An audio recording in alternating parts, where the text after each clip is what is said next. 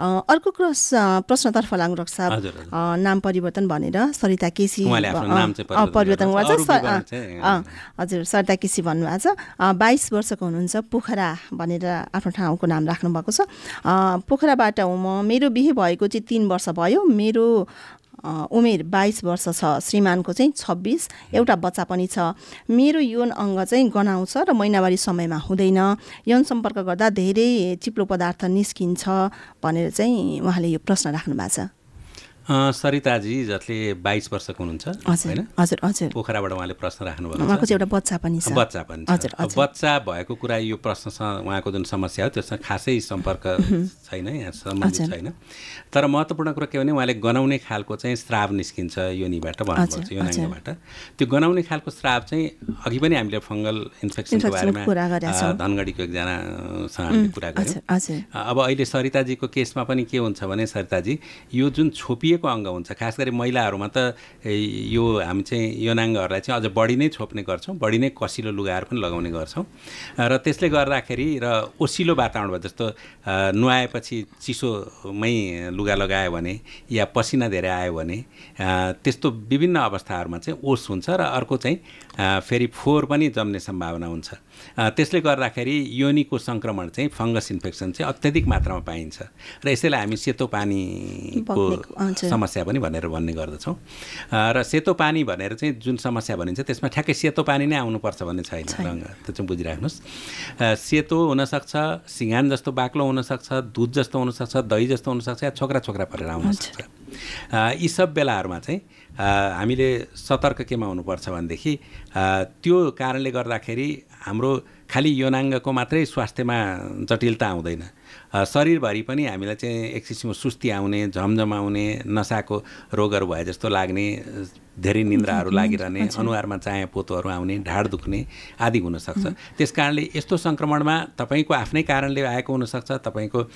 खास गरी भित्री कपडाहरू यदि नाइलनको अथवा पोलिस्टरको लाउने गर्नुहुन्छ भने झन् बढी सम्भावना हुन्छ यस्तोमा राति सुत्दाखेरि खुला हावा आउने गरी राख्नुहुन्न भने त्यसमा पनि सम्भावना हुन्छ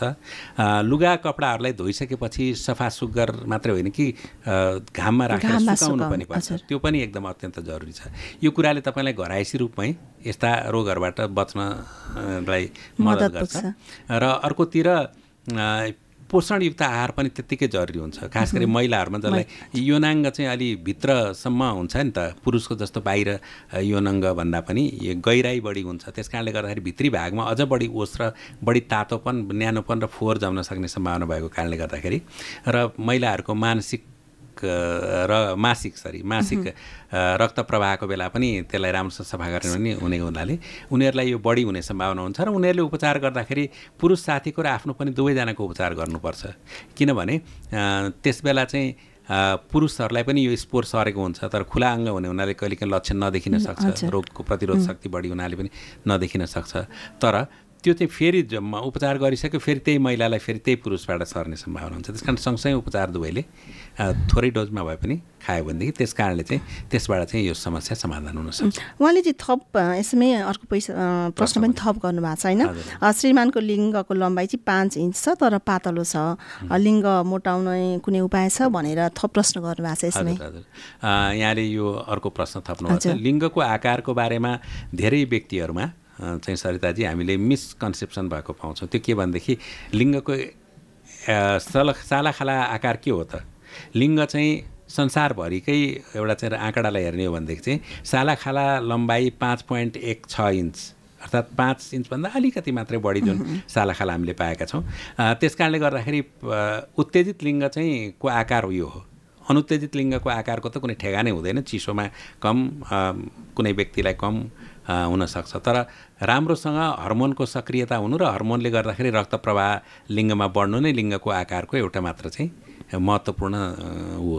त्यसकारणले तपाईले धेरै चिन्ता गर्नुपर्ने मैले देखिनँ अब मोटोपनको जहाँ त कुरा गर्नुहुन्छ भने 3.66 इन्च यो चाहिँ लिङ्गको गोलाइ सरदर गोलाइ संसारभरिकै सालाखाला आँकडा हेर्दाखेरि 3.6 इन्च हो। त्योभन्दा कम भयो भने मात्रै तपाईँले चिन्ता गर्नुपर्ने हुन्छ। त चिन्ता पनि किन गर्नु म उपयुक्त देख्दिनँ भनेदेखि यदि माइक्रोपेनिस भयो भने त त्यो अलग्गै हो, 2 इन्चभन्दा सानो अथवा 2 इन्चभन्दा त्योभन्दा बढी छ भनेदेखि खास गरी यौन सम्बन्धमा लिङ्गको आकारले मात्रै असन्तुष्टि भयो भन्ने महिलाहरू परीक्षणमा कम आउँछन्। त्यस कारणले गर्दाखेरि हामीले चाहिँ मुख्य कुरा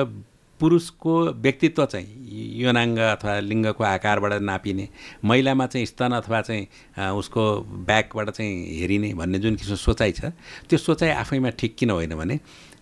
प्रत्येक व्यक्तिको लिङ्गको आकार, लम्बाइ, मोटाइ कम बढी हुनसक्छ। जबकि हामीले औसत नै 5.1 छ भन्यो भने त 7 सम्म लिङ्गको आकार हुनसक्छ भनेपछि 4 हुने पनि व्यक्ति होलान्, 4.5 हुने पनि व्यक्ति होलान्, त्यस्तै गोलाइमा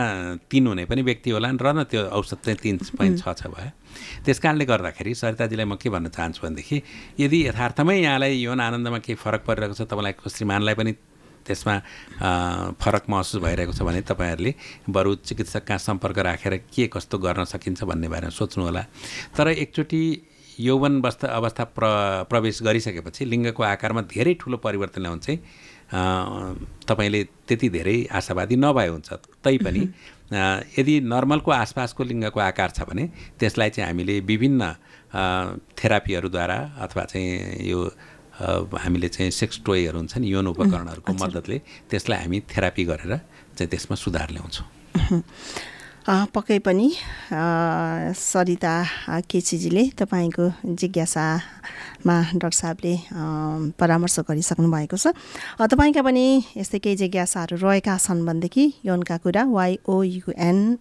younKAKURA@gmail.com मा गएर चाहिँ तपाईँले आफ्ना जिज्ञासाहरू चाहिँ राख्न सक्नुहुनेछ।